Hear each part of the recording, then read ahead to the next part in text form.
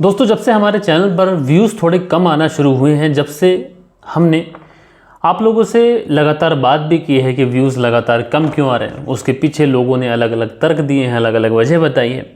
और दोस्तों आज के दिन मैंने एक पोल किया था और उस पोल में मैंने आप लोगों से पूछा था कि वीडियो का समय क्या होना चाहिए। मैंने फर्स्ट पोल किया था जिसमें मैंने पूछा था कि वीडियो का समय क्या सुबह 11 बजे होना चाहिए या फिर शाम को तकरीबन 9 बजे के आसपास होना चाहिए या फिर 10 बजे के आसपास होना चाहिए। तो अभी तक उस पे जो वोट हैं वो 200 से 300 वोट आए हैं। उसमें लगभग 70% लोगों का कहना है कि वीडियो 9 बजे के आसपास रात के समय होना चाहिए। तो दोस्तों अभी वो पोल जो है वो मेरी आप लोग देखेंगे तो कम्युनिटी में आप लोग को मिल जाएगा। तो आप लोग अपने अपने वोट दीजिएगा कि वीडियो का समय किस समय सही रहेगा, कौन सा समय जो है बेस्ट रहेगा, कौन से समय पे लोग सुनना पसंद करते हैं। तो आप लोग अपना व्यू ज़रूर से ज़रूर दीजिएगा। और आज से हम लोग थोड़ा थोड़ा जो समय है वो नीचे की साइड लेके आएंगे, क्योंकि मुझे भी लगता है जो 10 बजे का समय है वो लेट हो गया है। और जो यूट्यूब की तरफ से भी मुझे बताया गया कि जो आपकी वीडियो का अपलोडिंग का समय है वो काफ़ी ज़्यादा लेट है, जिससे इंगेजमेंट वीडियो को मिल नहीं पा रहा है।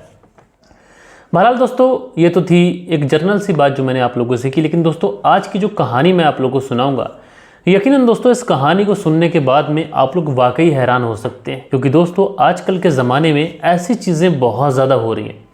हालांकि कुछ ही ऐसे केसेस हैं जो खुल के सामने आ रहे हैं, न जाने दबे छुपे और भी न जाने इस तरीके के क्राइम कितने इस दुनिया में हो रहे होंगे।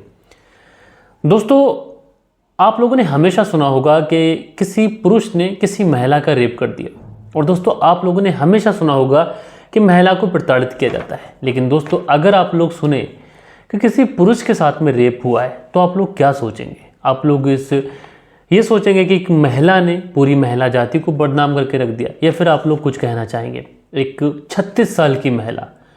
दोस्तों एक 36 साल की महिला, उसको इतनी भी शर्म नहीं आती है कि वो शादीशुदा है, और उसके बावजूद भी वो एक 9 साल के बच्चे के साथ में कई महीनों तक मुँह काला करती है। जब वो लड़का बहुत ज़्यादा परेशान हो जाता है, बहुत ज़्यादा हताश हो जाता है, उसके प्राइवेट पार्ट पर चोटें आती हैं, और जब वो डॉक्टर के पास पहुंचता है पट्टी बंधवाने के लिए, तो इस पूरे केस का खुलासा हो जाता है।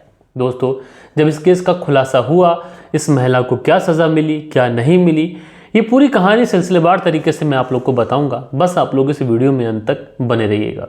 दोस्तों रात के 10 बज चुके हैं। मैं हूं आप सभी का अपना शावेज़ मलिक और हाजिर हूं आप लोग के सामने फिर से एक क्राइम की कहानी को लेके, एक क्राइम की घटना को लेके।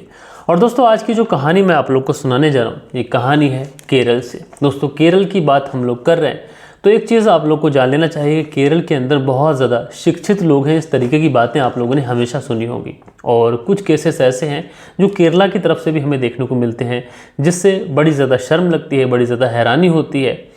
और दुनिया के हर किस्से से क्राइम के जो केसेस हैं वो आते हैं। और दोस्तों आज की कहानी केरल से शुरू होती है। केरल का एक ज़िला पड़ता है तेनीपलम, और दोस्तों इसी तेनीपलम के इलाके की ये बात है। और मैं बात कर रहा हूँ 11 फरवरी साल 2019 की। एक 9 साल का लड़का वहीं मोहल्ले में क्लिनिक पर डॉक्टर साहब के पास आता है। जब वो डॉक्टर साहब के पास पहुंचता है तो वहाँ पर ऑलरेडी बहुत ज़्यादा पेशेंट होते हैं। डॉक्टर साहब बारी बारी से पेशेंट को देख रहे होते हैं। अच्छा जो बच्चा था वो वहीं पर बेंच पे बैठ जाता है। बच्चा अपनी बारी का इंतज़ार करता है। और दोस्तों शुरुआत में तो जो डॉक्टर साहब थे वो समझ रहे थे कि ये जो बच्चा है शायद इनमें से किसी पेशेंट के साथ है। लेकिन दोस्तों जैसे धीरे धीरे वो पेशेंट कम होते हैं, अब इस बच्चे का नंबर आता है। ये बच्चा डॉक्टर साहब के पास पहुँचता है, और डॉक्टर साहब के पास पहुंचने के बाद में कहता है कि डॉक्टर साहब उसको चोट लग गई है और उससे पट्टी बंधवानी है। जब इस तरीके की बातें ये डॉक्टर साहब से कहता है तो डॉक्टर साहब कहते हैं कि बेटा तुम्हारे चोट कहाँ लगी है, ला मुझे अपने हाथ दिखाओ, पैर दिखाओ।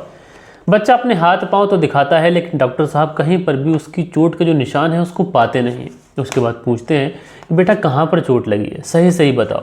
तो उसके बाद में ये जो बच्चा था बहुत ज़्यादा शर्माता हुआ, बहुत ज़्यादा घबराया हुआ, अपना जो लोअर इसने पहन रखा था, जो पजामा इसने पहन रखा था, उस पजामे को नीचे करता है।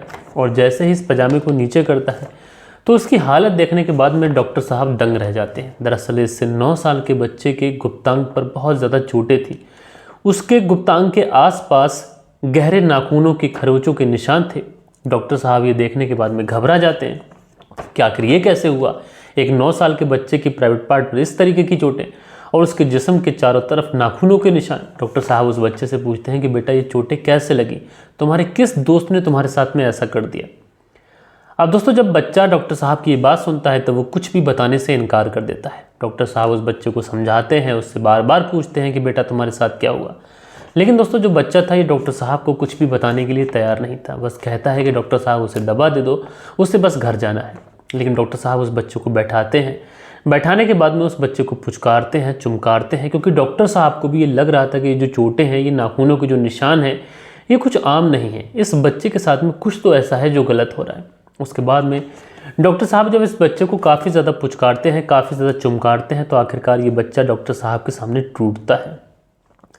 और दोस्तों टूटने के बाद में जो कहानी ये डॉक्टर साहब को सुनाता है, उसे सुनने के बाद में डॉक्टर साहब सीधा जो चाइल्ड लाइन की जो टीम होती है मल्लपुरम में, वहीं पर कॉल करते हैं। और कॉल करने के बाद में कहते हैं कि एक बच्चा है, इस बच्चे की आप बीती आप लोग एक बार ज़रा आके सुन लीजिए। उसके बाद में चाइल्ड लाइन की टीम मल्लपुरम से रवाना होती है। इसमें जो अनवर होते हैं वहाँ के चाइल्ड लाइन के जो इंस्पेक्टर कहें या फिर कुछ और, वो भी जाते हैं। अब दोस्तों जब ये चाइल्ड लाइन की टीम वहाँ पर पहुँचती है, पहुँचने के बाद में जब इस बच्चे को देखती है, इस बच्चे का मुआयना करती है, तो वाकई बात सच थी। बच्चे के प्राइवेट पार्ट पर कई सारे चोटों के निशान थे। प्राइवेट पार्ट मानो नीला पड़ चुका था और इस बच्चे के चारों तरफ जो प्राइवेट पार्ट का जो एरिया होता है, उसके चारों तरफ नाखूनों के निशान थे। और देखने से ऐसा भी प्रतीत हो रहा था कि इसके प्राइवेट पार्ट को दांतों से भी काटा गया है। जब इस तरीके की चीज़ें जो चाइल्ड लाइन की टीम है वो भी देखती है, तो उसके बाद में इस बच्चे से पूछते हैं कि बेटा तुम्हारे साथ क्या हुआ। तो ये जो बच्चा है ये बताता है कि दरअसल साहब वो कोचिंग पढ़ने के लिए पास में ही मोहल्ले में ही एक मैडम के पास कोचिंग पढ़ने के लिए जाता है। उस मैडम की उम्र लगभग 36 साल के आसपास है। अच्छा, जो डॉक्टर साहब थे ये उस मैडम को भली भांति जानते थे, जिस मैडम के पास में ये बच्चा कोचिंग पढ़ने के लिए जाता था। इसलिए भी डॉक्टर साहब बहुत ज़्यादा परेशान हो जाते हैं।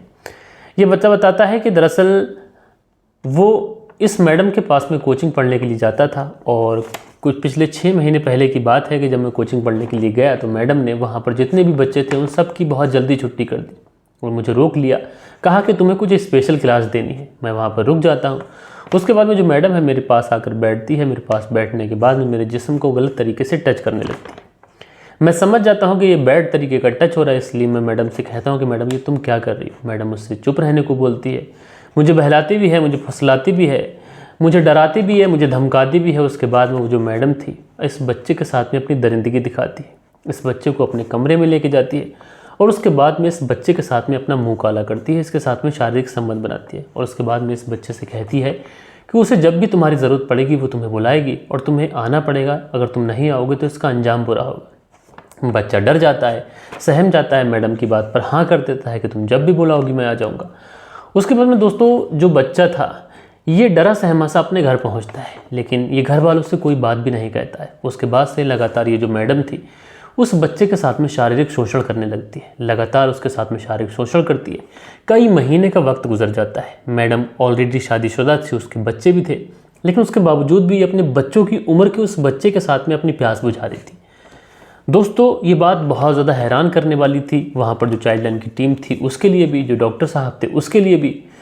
उसके बाद में जो चाइल्ड लाइन की टीम होती है इस बच्चे को अपने साथ लेके जाती है और जो टेनीपिल इलाका है यहीं पर जो थाना पड़ता है उस थाने में मुकदमा दर्ज किया जाता है। उसके बाद में इस मैडम को गिरफ्तार किया जाता है और जो अनवर होते हैं वो भी बताते हैं कि हमने इस पूरे मामले में छानबीन की, ये जो महिला है ये दोषी पाई जाती है।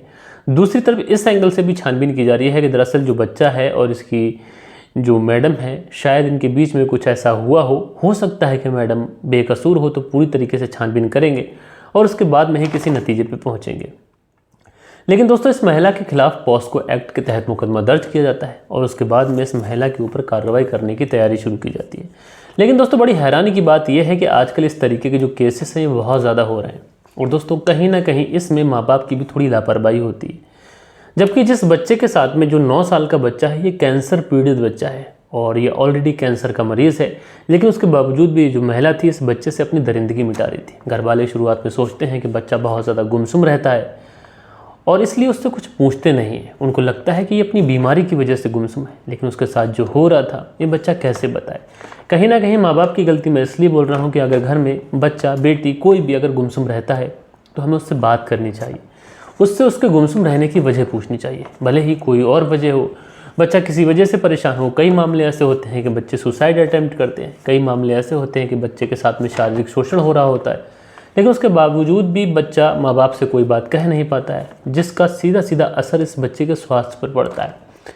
दोस्तों आप लोग इस पूरी घटना को किस तरीके से देखते हैं कि यहाँ पर अगर पुरुष होता तो उसको तो सख्त सख्त सज़ा दी ही जाती, लेकिन क्या इस महिला को भी उतनी ही सज़ा मिलनी चाहिए जो पुरुषों को मिलती है? आप लोग अपनी राय नीचे कमेंट्स बॉक्स में ज़रूर से ज़रूर दीजिएगा। और कल के दिन आप लोगों के जो भी कमेंट्स आए हैं, अब वक्त होता है कि आप लोग के कमेंट्स पढ़े जाएं। सो दोस्तों, हमारे वीडियोस पे जो कल के दिन कमेंट्स आए इसमें बालेश्वर बिहारी हैं, लिखते हैं मलिक साहब जी नमस्कार। सर जी, कहानी मैं हर लोग का सुनता हूँ लेकिन कमेंट्स आपको ही करता हूँ, लाइक करने वाले भी बहुत कम हैं। कल मैं एक कहानी सुना और देखा 2 घंटे में 235 लाइक हुए थे, आपको बहुत कम है, पता नहीं क्यों लोग लाइक नहीं करते। दोस्तों, मैंने वजह आप लोग को बताई थी, लोग फेक कहानी सुनना पसंद करते हैं और मैं फेक कहानियाँ सुनाता नहीं। कुंदनपाल जी हैं जो प्रणाम कहते हैं, तो कुंदनपाल जी आपका बहुत बहुत शुक्रिया। उसके बाद में अनुज गोदारा जी हैं, लिखते हैं नमस्कार सर जी, बहुत अच्छी स्टोरी है, तो भाई आपका बहुत बहुत शुक्रिया। शील निधि है, वीडियो का साउंड सबसे बेहतर है, कहानी सुनने में मज़ा आता है। तो शील निधि जी, आप उत्तराखंड हरिद्वार से शायद हमारी कहानी सुनते हैं, आपका बहुत बहुत शुक्रिया। हिराना मगर है, लिखते हैं सलाम भाई, हिम्मत मत हारो, अच्छे आगे बढ़ते रहो। तो हिराना मगर बहन, आपका बहुत बहुत शुक्रिया, आप नेपाल से हमारी कहानी सुनती हैं। नायक म्यूज़िक हैं, लिखते हैं जय जगन्नाथ भाई, कहानी सुनाने का जो तरीका है ये काफ़ी अच्छा है। सुरेश चंद्र नायक गोलाबाई से, तो सुरेश जी आपका बहुत बहुत शुक्रिया। उसके बाद में दिल बहादुर सिंह है, लिखते हैं मिस्टर मलिक कहानी और वॉइस अच्छा है, थैंक यू फ्रॉम लंदन। तो दिल बहादुर सिंह जी आपका बहुत बहुत शुक्रिया। उसके बाद में हाय करके आईडी है, उनका नाम है इस्लाम शेख, लिखते हैं अस्सलाम वालेकुम शाबिज भाई, मेरा नाम इस्लाम शेख है, यूपी के हमीरपुर डिस्ट्रिक्ट के टाउन मोदहा से हूँ और तुम्हारी कहानी सुनता हूँ। तो भाई आपका बहुत बहुत शुक्रिया। सुबोध कुमार जी हैं, लिखते हैं extremely new strange story, Subodh Kumar VSF Siliguri. तो सुबोध कुमार जी आपका बहुत बहुत शुक्रिया कि आप लगातार हमारे चैनल के साथ में बहुत पहले से जुड़े हुए हैं। और सुनील त्यागी जी हैं, लिखते हैं नमस्कार भाई साहब, रेणु सुनील त्यागी शाना बुलंदशहर से। तो आप दोनों पति पत्नी का बेहद शुक्रिया। उसके बाद में अगला जो कमेंट्स है, ये कमेंट्स है अशफाक अहमद का, लिखते हैं अस्सलाम वालेकुम भाई, वह जो उसने किया वो गलत किया, बाकी जो इंसान का टाइम गलत होता है, तो अगर किसी के साथ गलत किया तो उसके साथ भी गलत ही होता है, पुलिस वाले होते हैं ऐसे ही के साथ इंसाफ नहीं करते। अशफाक अहमद जी आपका बहुत बहुत शुक्रिया, आपने अपना प्यारा सा कमेंट्स किया। उसके बाद में एक क्राइम मास्टर गोगो हैं, लिखते हैं आज फिर दोनों की स्टोरी सेम हो गई, आज फिर बाई चांस हुआ। तो दोस्तों देखो, यहाँ पर क्या होता है कि कल के दिन क्राइम हुआ, ठीक है, अब उस स्टोरी को ठाकुर साहब ने भी कवर किया, मैंने भी कवर किया, कोई और भी कवर कर सकता है। तो इसमें ऐसा नहीं है कि किसी की स्टोरी देख के सुनाइए, क्राइम हुआ है तो उसको कवर करना हमारा फ़र्ज़ है, कर्तव्य है, हम उसको कवर करते हैं। अब कोई फेक स्टोरी, कोई ऐसी वैसी कहानी तो सुनाते नहीं। उसके बाद में मैंने इस पर रिप्लाई दिया था, मैंने वही बोला था कि अगर कहानी का खुलासा हुआ है तो मैंने सुनाया। तो उस पर अगला ये कमेंट्स करते हैं, लिखते हैं अरे दादा कैसी बात करते हो, तमाम कहानियाँ हैं इंडिया में, आप अपनी वैल्यू कम कर देंगे इन वजहों से। तो क्राइम मास्टर गोगू जी आपका बहुत बहुत शुक्रिया। लेकिन बात यह है कि अगर जो नई स्टोरी होती है उसको मैं फर्स्ट प्रायोरिटी देता हूँ, भले ही उसको कितने ही ज़्यादा चैनल सुना लें। उसके बाद में मैंने इनको रिप्लाई भी दिया था, मैंने कहा था ब्रो आप अपनी जगह सही हैं, बट मुझे नहीं पता था कि प्राकर ठाकुर के चैनल पर ये स्टोरी आएगी। और उनकी स्टोरी भी 10 बजे पब्लिक हुई थी, मेरी भी 10 बजे पब्लिक हुई थी। तो ऐसा नहीं है कि किसी ने किसी को कॉपी की हो, बस क्राइम हुआ था तो उसको कवर करना हमारा फ़र्ज़ था। कई बार तो ऐसा होता है कि मैं भी उस कहानी को सुनाता हूँ तो ठाकुर सर भी उस कहानी को सुनाते हैं, उस्मान सैफी सर भी उस कहानी को सुनाते हैं, और बहुत में बहुत अगर मैं बात करूँ तो शम्स सर भी कई बार उसी कहानी को सुना देते हैं। होता क्या है कि अगर क्राइम होता है तो हम न्यूज़ वाले हैं, हमारा काम है उस कहानी को कवर करना, और ऐसी में कभी कभी ऐसा होता है कि सेम घटनाओं पे सभी लोग चर्चा कर लेते हैं। बहरहाल दोस्तों, आप लोग पूरी घटना को सुना आप लोगों ने, और घटना सुनने के बाद में आप लोग को हमारी घटना सुनाने में जो कोई भी गलती, कोई भी ऐसी चीज़ हो जिसमें हमें सुधार करना चाहिए, आप ज़रूर से ज़रूर बताइएगा। जो शुरुआत में मैंने एक पोल के बारे में आप लोगों को बताया था, वीडियो की टाइमिंग को लेकर मैंने पूछा है, तो उस पर अपना वोट ज़रूर दीजिएगा, क्योंकि उसके एवज़ में मैं डिसाइड करूंगा जितने ज़्यादा से ज़्यादा लोग जो सही समय बताएंगे उसी समय पे मैं अपनी वीडियो लेके आऊँगा। तो अभी तक तो जो मोस्टली लोग बोल रहे हैं वो 9 PM के लिए बोल रहे हैं, यानी 9 बजे रात को आप अपनी वीडियो अपलोड करो, जबकि मेरी वीडियो अपलोड करने का समय 10 बजे था पहले से ही। तो आज के दिन मैं 9:30 बजे वीडियो अपलोड करने की कोशिश करूँगा, और कल के दिन जो पोल होगा उसके रिजल्ट लेके आऊँगा। अगर पोल कहता है कि 9 बजे वीडियो डालना चाहिए तो कल के दिन से आप लोग को 9 बजे वीडियो मिलना शुरू हो जाएंगी, और उसका जो मेरा बैनर होता है उस पर भी मैं अपडेट कर दूंगा। तो दोस्तों मिलते हैं कल के दिन किसी और क्राइम स्टोरी के साथ में। जब तक के लिए अपना ख्याल रखें, देश का ख्याल रखें, परिवार के रिश्तों की अहमियत को समझें। जय हिंद, जय भारत।